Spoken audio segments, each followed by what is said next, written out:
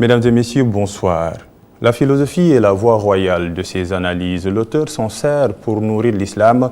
Il nourrit également les esprits. En ces temps modernes où la troisième religion monothéiste est l'objet des débats, les médias, surtout occidentaux, se l'approprient. La controverse fait alors loi dans cette disputation où le professeur s'est bien fondu une cuirasse idéologique. Il frappe, mais aussi reçoit des coups.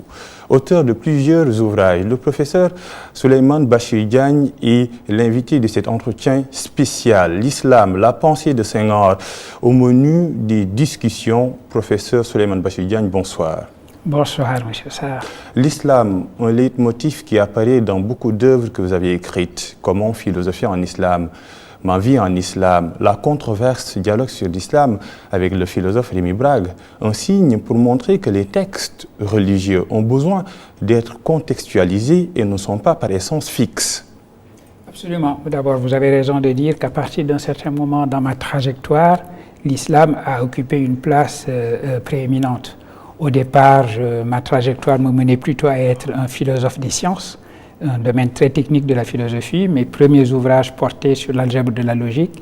Et à un moment donné, parce que la géopolitique, au fond, l'impose, il a été de ma responsabilité en tant que philosophe, mais philosophe musulman, en tant qu'intellectuel musulman, tout simplement en tant que musulman, il a été de ma responsabilité de parler aussi au nom de la tradition intellectuelle et spirituelle qu'est l'islam.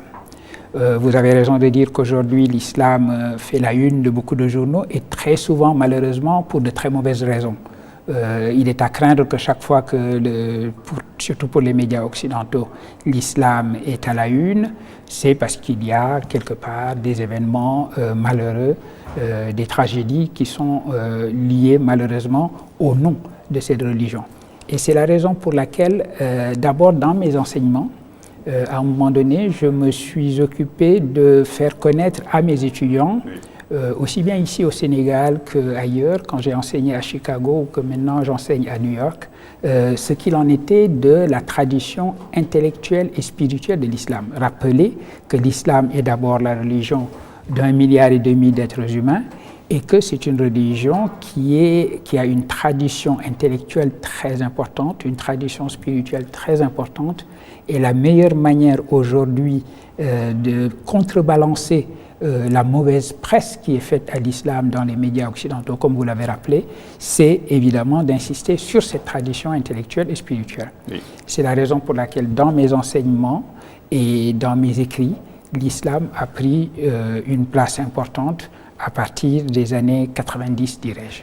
Mais aujourd'hui, professeur, l'hydre terroriste a créé une vive tension entre l'islam et la modernité. Comment les réconcilier? Alors justement, c'est une grande question qui est posée et probablement que la meilleure manière de les réconcilier, c'est de s'aviser que les deux ne s'opposent pas. Autrement dit, la tentation est grande et vous la voyez apparaître dans des écrits qui sont soit sceptiques, disons, de l'islam, ou alors carrément hostiles à l'islam. Dans ces écrits-là, on dit l'islam est de toute façon incompatible avec la modernité. C'est une religion qui nous vient d'un passé, qui a encore des relents médiévaux, et c'est une religion qui est incapable de s'adapter à la modernité. Et c'est la raison pour laquelle on voit toutes les tragédies qui sont liées aux attentats islamistes, etc. Or, que veut dire que l'islam s'oppose à la modernité? C'est absurde. Et c'est ce qu'il faut montrer précisément. C'est la raison pour laquelle, si nous revenons à cette tradition intellectuelle et spirituelle, nous nous rendons compte que les grands penseurs de l'islam, les grands savants dans le monde de l'islam, ont toujours estimé que la parole islamique était une parole vivante et qu'elle était en mesure de parler aux musulmans à quelque époque qu'ils se trouvent. Oui. Et dans notre époque moderne, c'est tout à fait le cas. Normalement, c'est une religion qui est d'une simplicité si grande qu'il n'y a aucune raison pour que cette religion ne soit pas une religion parfaitement établie dans notre monde moderne. Et d'ailleurs, il faut rappeler aussi la contribution de l'islam à l'apparition de ce monde moderne.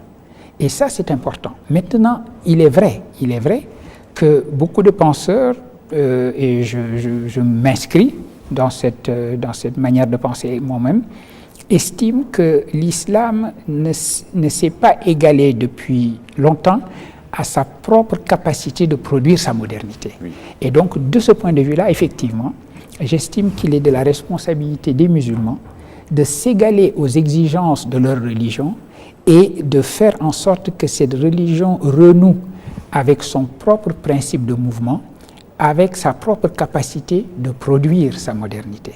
Et ça, c'est une tâche qui nous incombe à tous, qui nous réclamons de cette religion, qui nous inscrivons dans cette religion, qui la vivons et qui la pensons également. Mais le canal, professeur, passe par le dialogue, par la connaissance. Mais si l'islam s'est imposé dans les médias à l'interne, il n'y a plus de débat. Il est presque inexistant.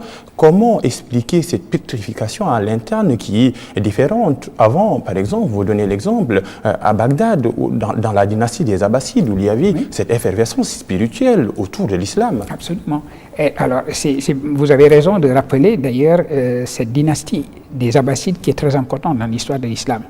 Le moment où les Abbassides sont au pouvoir dans le monde de l'islam, c'est le moment où l'islam connaît sa grande ouverture à ce qui s'est pensé et élaboré dans le monde grec, dans le monde indien, bref, dans les lieux qui sont des lieux traditionnels de savoir. On est au XIIIe siècle. On est même plus tôt. Le moment où les Abbassides s'installent au pouvoir, c'est vraiment le 8e siècle. Oui. Vous savez que la dynastie des Omeyyades prend fin en l'an 750. Et à partir de 750, ce sont les Abbassides qui dirigent le monde musulman, qui sont les khalifes. Jusqu'en 1258. Jusqu'en 1258, le moment où il y a le sac de Bagdad et la destruction de la capitale des Abbassides, qui est Bagdad. Mais alors, vous avez raison de dire que ce n'est pas tout de suite que cette effervescence se fait sentir, parce que 750, pendant un siècle, disons, les premiers khalifes abbassides vont consolider leur pouvoir. C'est vraiment dans le premier tiers du 9e siècle, après le premier tiers du 9e siècle, qu'il va y avoir un encouragement très fort par le pouvoir politique d'un mouvement qui avait déjà commencé à avoir lieu, qui était un mouvement d'appropriation des sciences issues du monde grec, de la philosophie grecque, du monde indien également, et du monde persan. Ces trois régions étaient des régions scientifiquement très riches et très avancées, et le monde de l'islam va s'approprier les connaissances qui étaient les leurs. Et c'est ce moment précisément où l'islam est une religion du savoir, de la science, ce qu'il était dans sa vocation d'être. Il faut toujours rappeler que les premiers mots de l'islam sont pour commander aux musulmans d'apprendre, de lire.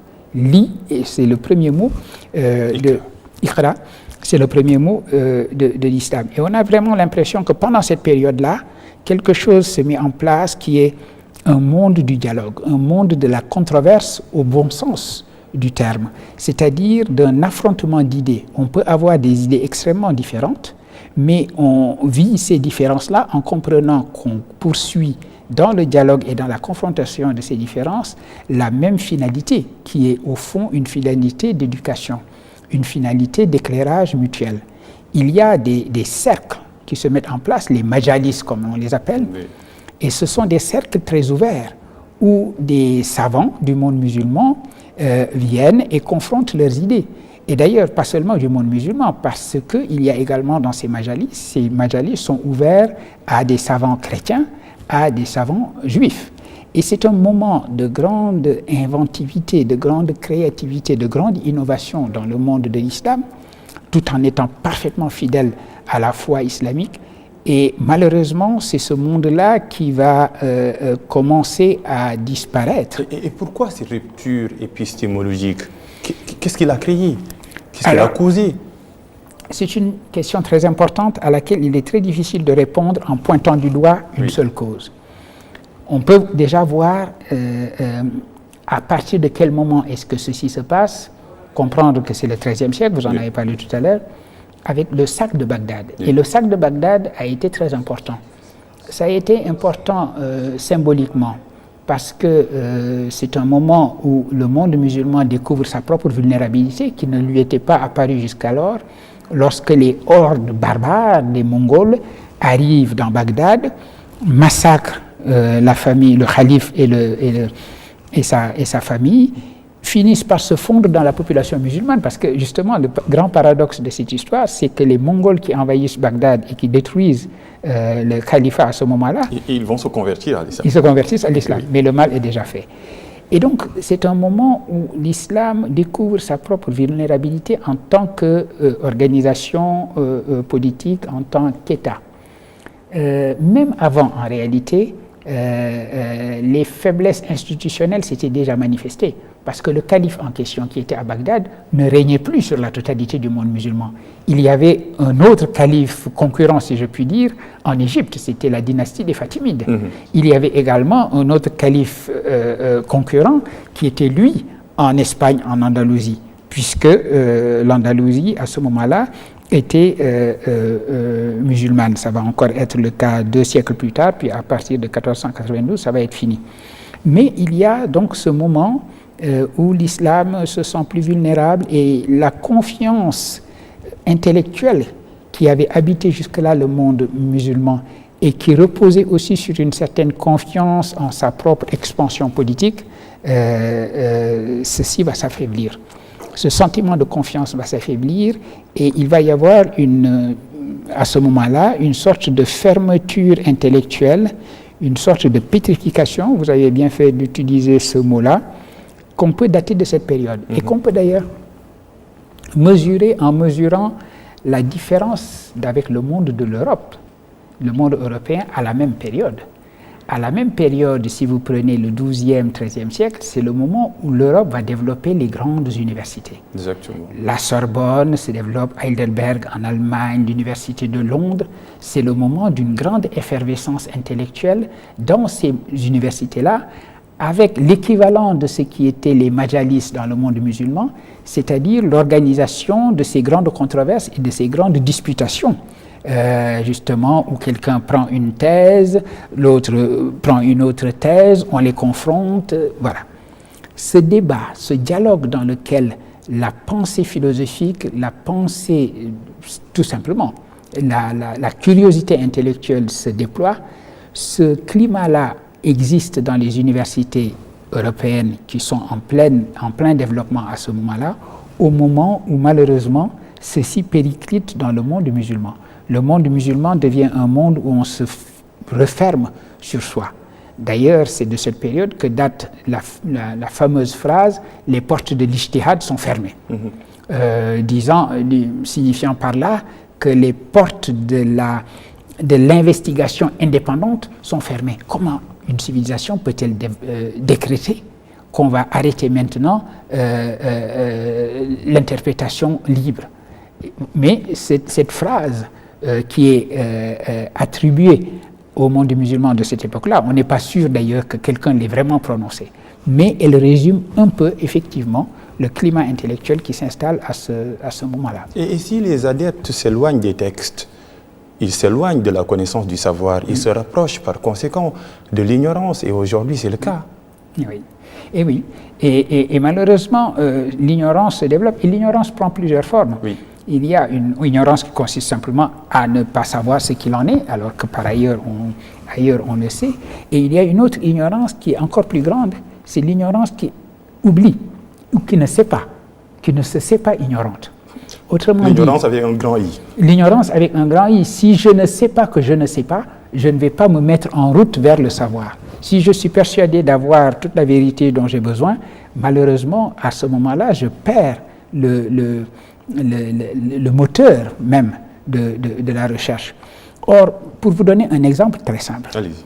pour mesurer l'ignorance dans laquelle, à ce moment-là, le monde de l'islam s'enferme. J'ai parlé tout à l'heure du contraste entre le climat intellectuel qui prévaut dans le monde musulman et le climat intellectuel que l'on retrouve dans les universités européennes. Qu'en est-il dans les universités européennes? C'est le moment où ces universités vont recevoir la science moderne. On va mettre fin, la science moderne va mettre fin à l'ancienne cosmologie, à l'ancienne vision du monde, où vous aviez un monde fini, centré sur la Terre, qui était le monde d'Aristote.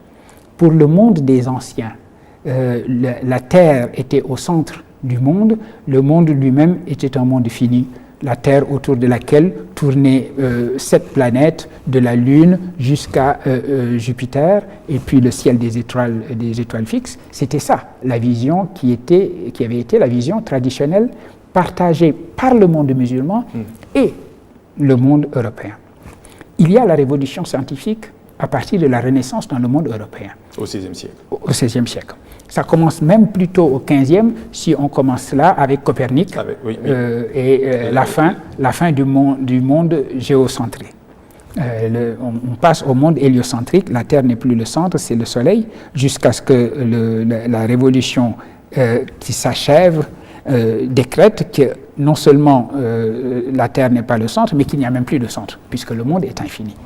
C'est ce monde-là qui se met en place en Europe. C'est ce monde-là qui va déterminer l'orientation de la science.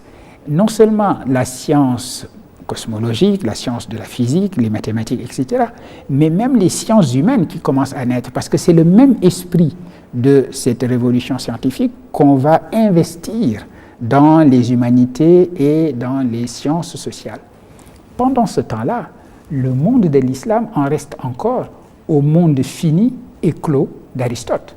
L'astronomie sur laquelle les penseurs musulmans continuent à réfléchir, c'est une astronomie qui n'a plus cours, qui n'est plus vraie, qui ne correspond plus à la science moderne et au savoir moderne.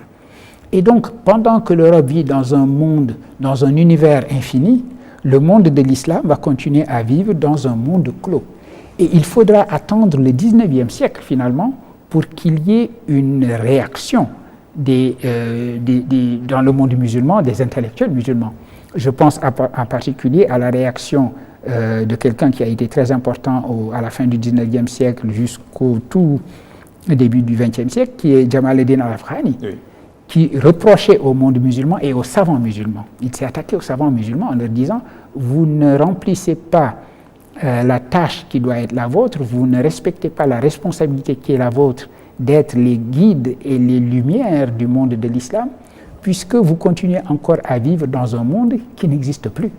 Vous êtes encore en train de répéter une physique et une cosmologie qui est la cosmologie du monde clos, sans vous rendre compte que ceci n'existe plus. Il faut donc vous mettre à l'école de la modernité, pour revenir au début de votre question. Vous vous mettez à l'école de la modernité, vous réfléchissez sur l'islam. Il y a d'autres philosophes qui pensent l'islam. Je paraphrase le livre de Michel Onfray. Oui. Vous avez également écrit avec Rémi Brague votre livre « La controverse ». Je n'essaie pas de faire de filiation entre Rémi Brague et Michel Onfray, mais ce qui est sûr, c'est que ces deux penseurs se fondent sur des versets coraniques qui incitent à la guerre sainte. Oui. Pour développer tout simplement leur postulat, la religion musulmane est une religion qui prône la violence. Oui. Donc ces deux penseurs établissent un trait d'union entre l'islam et l'islamisme. Exactement. Exactement, et vous avez raison de les rapprocher. D'ailleurs, il y a d'autres intellectuels qui sont de la même veine. Oui. Aujourd'hui, le discours qui est un discours d'attaque frontale contre l'islam est un discours qui a sélectionné, hors de tout contexte, un certain nombre de versets, toujours les mêmes. Pourquoi ces versets-là ont une popularité politique? Il y a plus de 6000 versets dans le Coran. Mais exactement, c'est ça qui fait la difficulté d'ailleurs de discuter avec ces gens-là, parce qu'ils vont se focaliser sur ces versets, qui sont souvent d'ailleurs des versets tronqués, on ne les cite pas entièrement, et ça va être toujours les mêmes. On va vous dire, le verset tant dit que tuez des polythéistes partout où vous les trouvez. Le verset tant dit que, etc. Et donc, vous allez avoir exactement les mêmes versets, qu'on va vous servir jusqu'à plus soif, comme on dit familièrement, en vous disant, vous voyez bien que l'islam est une religion qui prône la violence. Et deux philosophes aussi différents que Michel Onfray ou Rémi Brague se retrouvent exactement sur les mêmes versets qu'ils répètent continuellement. Or, comme vous l'avez dit, il y a plus de 6000 versets dans le Coran. Et en plus, tous les versets ne sont pas des versets relatifs à de la législation. Il y a des versets de l'éducation, des versets métaphysiques qui parlent de Dieu. Il y a des versets qui sont des versets éthiques, qui parlent de l'humain et de la responsabilité qui est la sienne, et de son devenir humain par la connaissance de Dieu, etc. Et tous ces versets sont mis de côté au profit de quelques versets. Et pourquoi ces sélections partielles et partielles? Mais parce que quand vous voulez, comme dit le proverbe, qui veut accuser son chien, qui veut tuer son chien, l'accuse de la rage. Eh bien, ce sont les versets sur lesquels va porter tout le procès qui aujourd'hui est fait à l'islam. Et donc, c'est la raison pour laquelle ces versets sont soigneusement sélectionnés. Et quand on veut d'ailleurs répondre et qu'on explique la complexité plus grande du texte coranique, vous verrez toujours le propos revenir à ces versets-là. Et d'ailleurs, Michel Elchaninov, dans la préface de votre livre que vous aviez écrit avec Rémi Brague, insiste sur cette incompatibilité qui existerait entre l'islam et la modernité en puisant. Et si on prend la religion chrétienne, elle a été désignée comme étant incompatible avec la modernité. Mais il y a eu une période de sécularisation qui a commencé en 1789. Et dans le monde musulman, quelles sont les issues un peu pour couper court à cette réflexion qui fait effet dans les sociétés européennes, il faut le dire? Bon, d'abord, vous avez raison de rappeler que toutes les religions, de ce point de vue-là, ont pu être considérées comme incompatibles avec la modernité. Pendant très longtemps, si la modernité, par exemple en France, prenons un pays que nous connaissons bien pour des raisons évidentes qui tiennent à l'histoire, eh bien, si la modernité en France a été identifiée à ceux dont était porteur le changement qui est intervenu en France à la fin du XVIIIe siècle, ce que portait la Révolution française, la religion chrétienne, catholique plus particulièrement, s'est opposée à toutes ces valeurs de la Révolution. Il a fallu d'ailleurs, à la fin du XIXe siècle, au début du XXe siècle, que la République, en quelque sorte, s'oppose victorieusement au catholicisme et impose les lois de 1905. Les lois de 1905 marquent une certaine victoire de la République contre à la fois la volonté politique de revenir en arrière, de revenir au-delà de l'héritage de la Révolution française, mais également une victoire contre le catholicisme de ce point de vue-là. Aujourd'hui, le catholicisme a plus ou moins fait sa paix avec la modernité, avec la laïcité, sauf peut-être sur des points qui deviennent des points à ce moment-là de contestation, comme l'avortement par exemple. C'est vrai que là, le christianisme insiste sur la valeur de la vie. Et pourtant, ça a passé en Irlande. C'est passé en Irlande. Donc, au fond, c'est un faux débat que de dire l'islam est incompatible avec la modernité. Aucune religion de ce point de vue-là n'est compatible avec la modernité et toutes le sont. Bref, c'est une phrase qui est en fait vide de sens. Ce qui se passe, c'est qu'il y a un mouvement historique par lequel toutes les religions sont en mesure de produire leur propre adaptation au mouvement de la vie tel que ce mouvement se déploie. Et ça, c'est un premier aspect. Mais le deuxième aspect, une fois que l'on a dit cela, c'est de revenir quand même à la lecture critique que les intellectuels musulmans doivent faire de leur propre religion. C'est-à-dire que cette pétrification dont vous et moi venons de parler... C'est le lit de ces réflexions. Il est de notre responsabilité d'en sortir. Et c'est vrai que, de ce point de vue-là, nous sommes encore en retrait et en deçà de ce que notre religion devrait attendre de nous. Je crois que le monde musulman a, en quelque sorte, à s'égaler à l'exigence et au mouvement de sa propre religion. Et c'est la raison pour laquelle, j'ai parlé tout à l'heure d'Al-Afghani, il y a eu des penseurs très importants au XIXe et au XXe siècle qui sont allés dans cette direction-là et qui ont indiqué qu'il y avait une nécessité pour le monde musulman de reconstruire sa propre pensée, non pas de reconstruire sa religion. Cette religion, elle, n'a pas besoin d'être reconstruite, mais de reconstruire notre propre relation à notre religion et notre propre pensée de notre religion, parce qu'effectivement, il y va de notre salut. Est-ce que ce n'est pas une question de méthodologie? Je vous pose la question, comment porter une réflexion philosophique sur un texte dogmatique? Il faut d'abord s'assurer et s'aviser qu'il ne s'agit pas en disant que c'est un texte dogmatique, de dire que c'est un texte fermé. Un texte dogmatique au sens où un texte qui annonce et qui avance les dogmes sur lesquels reposera la foi en islam, ça, dans ce sens-là, c'est un texte dogmatique. Si on veut entendre par là que c'est un texte fermé sur lui-même qui est absolument hostile par principe à toute lecture et à toute interprétation, à ce moment-là, cette proposition devient complètement fausse. De ce point de vue-là, la parole islamique, la parole coranique est une parole vivante et c'est une parole qui s'ouvre à l'interprétation de manière tout à fait naturelle. Tout simplement parce qu'au fond, c'est une parole qui obligatoirement doit être reçue par les musulmans au moment où ils vivent et en fonction, et qui le liront donc avec les yeux et la compréhension qui sont les yeux et la compréhension qui dépendent du temps dans lequel ces musulmans vivent. Et donc, de ce point de vue-là, c'est un texte vivant, le contraire d'une parole dogmatique, c'est-à-dire d'une parole figée et qui nie absurdement le temps. On ne peut pas faire comme si le temps n'existait pas.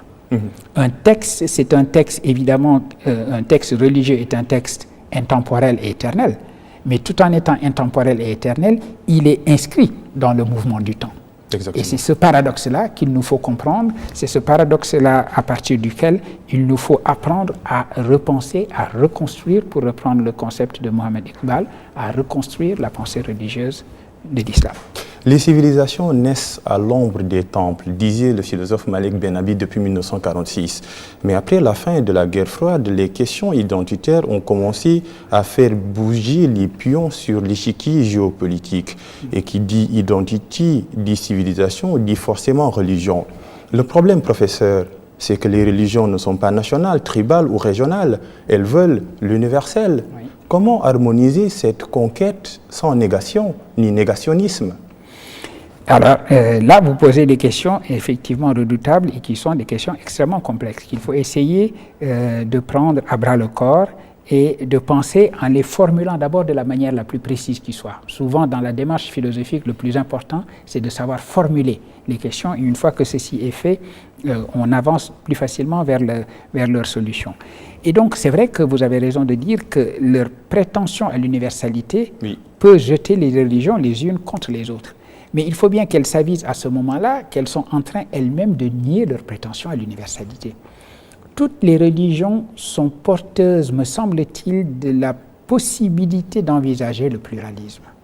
Autrement dit, il est de l'essence de la religion d'affirmer l'universalité de la vérité, mais l'affirmation de l'universalité de la vérité, ça signifie également la possibilité pour cette vérité de se réfracter de manière différente.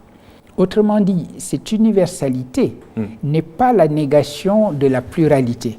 Nous parlions tout à l'heure du débat, de la controverse. On peut avoir un débat et une controverse à l'intérieur d'une même compréhension de la religion, à l'intérieur d'une même vérité partagée.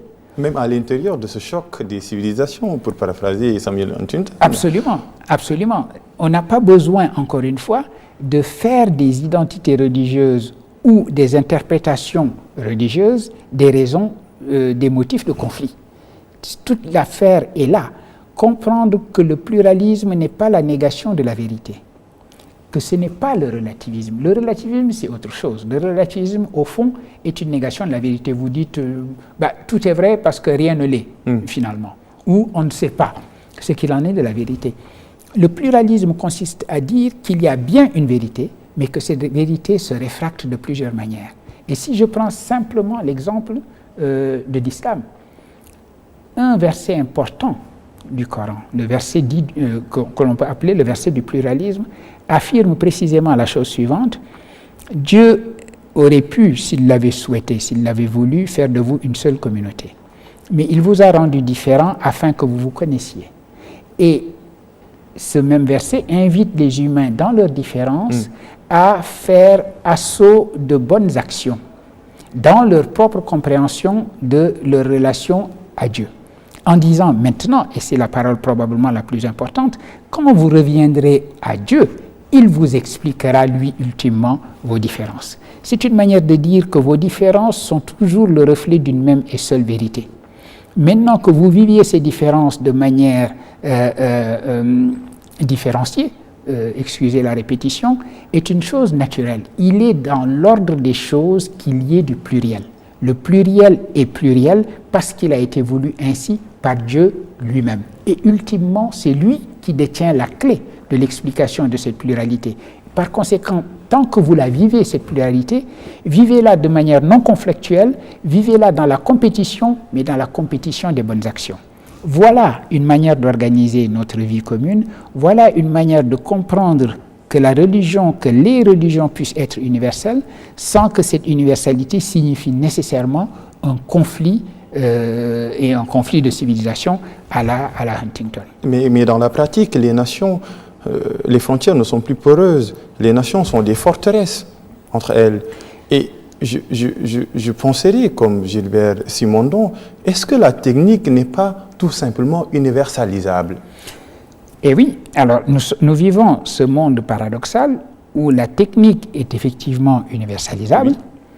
D'ailleurs, une des techniques universalisées et qui universalise le monde également, qui le rend un, c'est tout ce qui concerne les techniques de la communication. Ces techniques qui font que la conversation que vous et moi avons peut se retrouver ensuite sur les canaux les plus divers et aller jusqu'au bout du monde.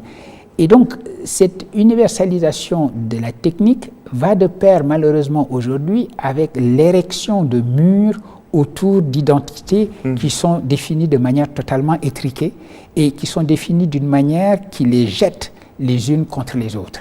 Et c'est ça le problème que nous vivons et c'est ça le paradoxe que nous vivons. Toutes les conditions techniques sont réunies aujourd'hui pour faire du monde humain un seul monde, pour faire que la Terre ne soit plus qu'un seul pays et que tous les humains, au fond, soient citoyens de ce seul pays. Mais dans le même temps, nous avons tous ces populismes, ces ethnonationalismes qui sont en train d'ériger des murs autour d'identités en se méfiant de ce qui est différent. Aujourd'hui, la figure du migrant est devenue la figure par excellence de celui qui est différent de moi, qui n'a pas la même couleur de peau que moi, qui ne parle pas la même langue que moi et qui probablement n'est pas de la même religion que moi. Tout cela, si vous voulez, est projeté sur la figure du migrant qui est devenu un peu l'ennemi. Et c'est la raison pour laquelle, alors que nous sommes au début du XXe siècle, on retrouve dans beaucoup de populisme le langage des années 1930 en Europe, langage qui a mené à la tragédie qu'a été la Deuxième Guerre mondiale et avec la Deuxième Guerre mondiale, le génocide. Nous allons à présent parler d'un chantre de l'universalisme, Léopold Sédar Senghor. Vous lui consacrez une œuvre de Bergson, coloniale, l'élan vital de la pensée de Senghor et de Mohamed Iqbal. Mais pourquoi Bergson? Bergson a peu réfléchi sur la colonisation. On aurait cru Sartre, par exemple. Oui. Il a été actif. Il a même préfacé un livre de Léopold Sédar Senghor, Anthologie de la nouvelle poésie nègre et malgache, avec son fameux Orphée noir. Oui. Qu'est-ce que donc espériez-vous si vous ôtiez le bâillon qui fermait la bouche des nègres? Pourquoi Bergson?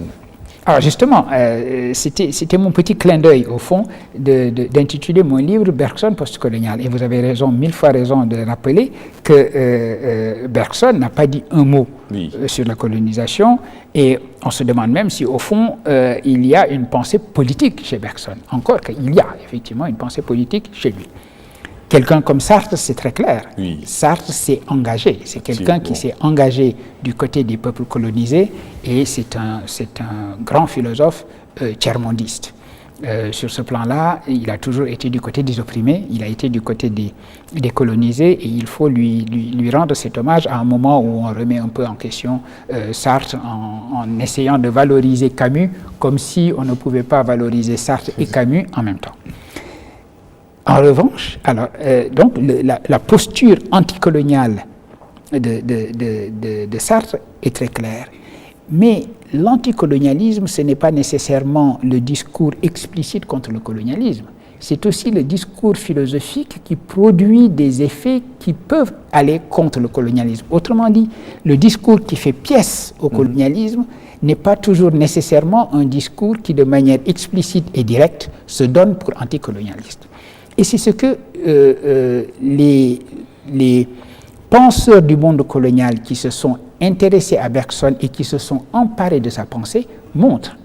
Pourquoi est-ce qu'un philosophe comme Mohamed Iqbal a été si intéressé par la pensée de Bergson? Mohamed Iqbal était engagé, lui, dans le combat anticolonialiste en Inde contre la domination britannique. Senghor était engagé dans le combat anticolonialiste contre le colonialisme européen, français en particulier. Et il se battait contre la négation qui avait été faite jusque-là. La négation de la différence, oui. La négation de la différence. Les peuples africains étaient considérés comme des peuples sans civilisation, etc. Et au moment où il s'agissait pour Senghor d'affirmer, au contraire, les valeurs du monde noir, du monde colonisé, il trouve chez Bergson un langage, un propos philosophique pour le faire.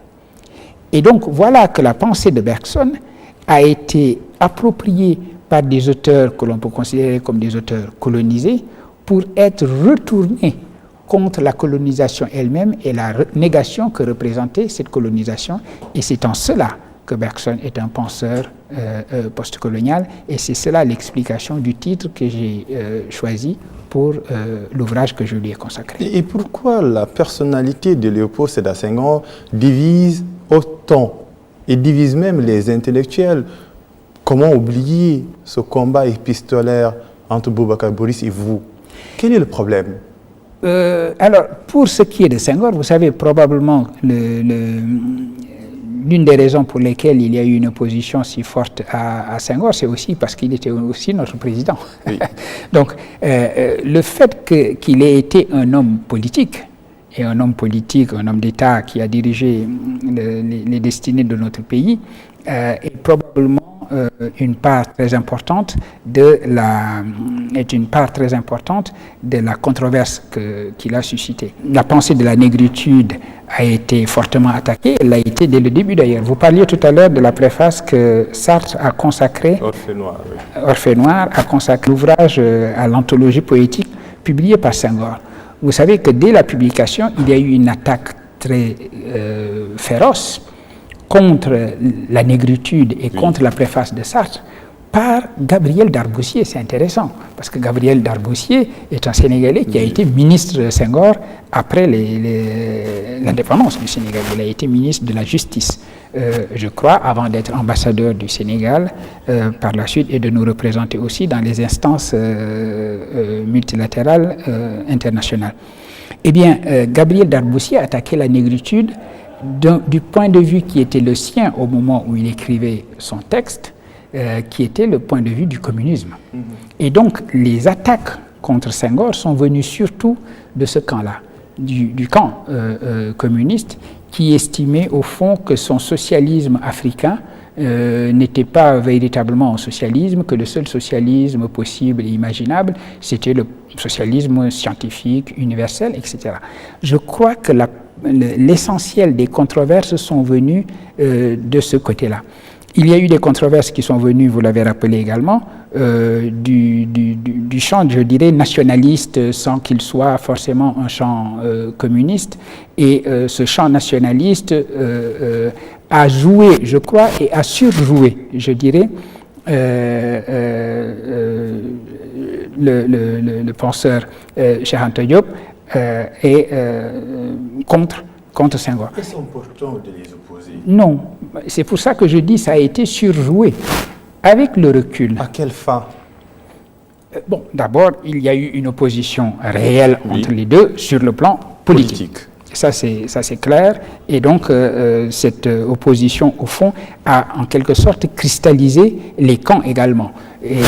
Mais c'est absurde de considérer que Senghor, Cheikh Anta Diop, c'est un jeu à somme nulle où ce qui élève l'un abaisse l'autre. Il n'y a aucune raison d'être dans une alternative comme celle-là, d'autant qu'avec le recul, nous nous rendons compte, nous apprécions beaucoup mieux les convergences qui existent entre les deux. Et de toute façon, nous sommes à une époque où il faut aujourd'hui prendre la totalité de notre héritage. Autrement dit, les penseurs qu'ont été le président Senghor, qu'ont été le professeur Cheikh Anta Diop, les penseurs même plus anciens, on peut considérer des pensées comme celle de Lamine Senghor, etc. Nous devons faire flèche de tout bois et profiter de cet héritage-là, le penser dans les termes qui sont les nôtres, en fonction des problèmes qui sont les nôtres, et vivre avec cet héritage-là. Je ne crois pas que que quelqu'un puisse avoir une intelligence très grande de la signification des arts plastiques africains classiques, c'est-à-dire du langage visuel que portent les objets d'art africains, du langage plastique qu'ils portent, si on ne s'intéresse pas à la pensée de Senghor sur ce chapitre-là. De la même manière, évidemment, nous avons cet héritage important qui est que la vivisection de l'Afrique à laquelle avait procédé la philosophie occidentale, en particulier la philosophie hegelienne, qui avait détaché l'Égypte de l'Afrique, qui avait même détaché l'Afrique du Nord de l'Afrique, en parlant maintenant de l'Afrique qui était supposée être l'Afrique proprement dite dans le langage de Hegel. C'est Cheikh Anta Diop qui a effectué, si vous voulez, ce remembrement de l'Afrique, qui est d'abord un remembrement historique, un remembrement épistémologique, un remembrement intellectuel, avant d'être la projection panafricaniste de ce remembrement. Et ça aussi, c'est un aspect très important de l'héritage qui est, j'allais dire, le nôtre. Oui, le nôtre et surtout des jeunes générations aujourd'hui. Et donc, il faut considérer que sur ce plan-là, le champ est ouvert. Il est de la responsabilité des jeunes générations aujourd'hui de s'approprier le panthéon de leurs grands penseurs et sans inventer des oppositions, sans surjouer ces oppositions-là et en faisant simplement des postures, c'est inutile. L'appropriation de notre imaginaire passe également par l'appropriation de nos langues locales. Le combat, il est noble.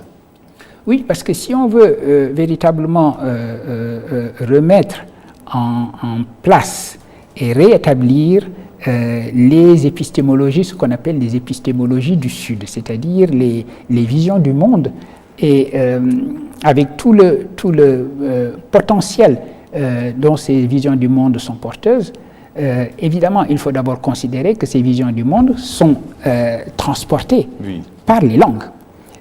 Or, il est important aujourd'hui, dans le monde où nous vivons, de renouer avec les métaphysiques qui étaient portées par ces langues-là. Je vous donne simplement un exemple. Nous nous rendons bien compte que notre monde doit sortir du paradigme productiviste qui a été mis en place à l'époque moderne. Le paradigme productiviste qui est lié peut-être au nom de Descartes. C'est Descartes qui dit qu'il faut que l'humain soit comme maître et possesseur de la nature. Oui. Ça, c'était inviter l'humain à être le prédateur de la nature, à transformer la nature justement en ressources naturelles. Et d'ailleurs, le mot environnement porte bien cette signification. Quand je dis environnement, je me mets au centre et la nature, c'est ce qui m'environne et donc qui m'appartient, moi qui suis le centre. On se dit qu'il faut peut-être retrouver des épistémologies qui réinscrivent l'humain dans la nature. Dans le monde de l'Amérique du Sud, ceci est en train d'être fait. On redécouvre des épistémologies amérindiennes qui sont justement des épistémologies de la réinscription, de l'inscription de l'humain dans la nature.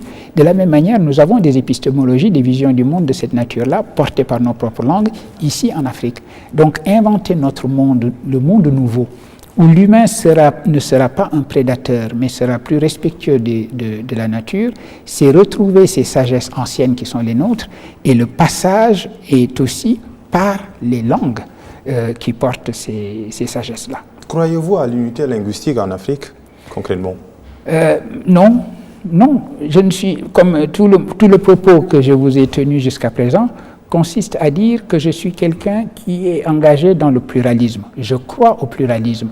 Je crois que l'unité et la convergence et l'horizon commun, un horizon d'universalité, doit faire fond sur le pluriel et ne pas essayer de réduire le pluriel. Pourquoi vouloir réduire le pluriel? Pourquoi vouloir faire de l'homogène? On peut parfaitement faire de l'unité, de la convergence et de l'universel à partir du pluriel. Toute autre forme d'approche pourrait être une approche réductrice et au bout du compte impérial. Un sujet léger pour terminer cet entretien, c'est l'éclosion des prophètes au Sénégal, un fait religieux, social, politique, historique. Oui, écoutez, j'en plaisantais tout à l'heure avec des amis, mes amis philosophes dans la voiture. Je leur disais, depuis quelques jours que je suis au Sénégal, en ouvrant les journaux, en lisant les journaux, je trouve que nous sommes déjà à 3 prophètes au Sénégal. On a l'impression que l'ange Gabriel est très occupé à venir au Sénégal aujourd'hui pour parler à des Sénégalais. Mais au-delà, vous dites que c'est un sujet léger, c'est vrai, c'est un sujet léger qui prête à sourire, mais il prête également à s'interroger sur le sens de notre religiosité. Nous avons une espèce de religiosité très affichée. Aujourd'hui, même la manière dont les gens parlent est une manière très religieuse, etc. Mais il s'agit de s'interroger également sur la nature de la religion qui est la nôtre, si elle permet ce genre de phénomène où on voit comme ça éclore des prophétismes, que des gens se déclarent prophètes de cette manière-là, c'est peut-être pas étonnant, au fond, qui sait ce dont l'homme est capable. Mais ce qui est plus inquiétant, c'est qu'apparemment, tous ceux qui se déclarent prophètes ont quand même des gens qui les suivent. Oui. Et ça c'est un motif d'inquiétude. On a l'impression que toute aberration aujourd'hui peut avoir quand même des fidèles et des disciples, et ça n'est pas très rassurant. Professeur, merci d'être là. C'est moi qui vous remercie de votre invitation. Merci également, chers téléspectateurs, d'avoir suivi cet entretien. Rendez-vous prochainement sur ITV, la chaîne des idées.